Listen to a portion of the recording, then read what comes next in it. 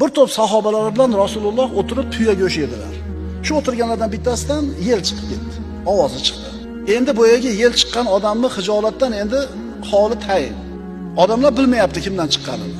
Hammasi turib namoz o'qishlik kerak, asr o'qishlik kerak. Hozir shu yel chiqargan odam turib tahorat qilsa, bilinib qoladi. Nabiy sallallohu alayhi vasallam ko'ryapsizmi? Odamlarni hijolatdan chiqarishlikka bo'lgan harisligini. Aytdilarki, kullu man akala lahma jazur falyatawadda. Tuya go'shtini yeganlar turib tahorat qilsin dedilar. Sahobalar hammamiz yedik ya Rasululloh deganida, hammanglar tahorat qilinglar dedilar. Hammalari turib tahorat qilishdi. Bu zot Muhammad sallallohu alayhi vasallamda indamasalar ham bo'laveradi. Hijolatdan chiqarib qo'yaptilar.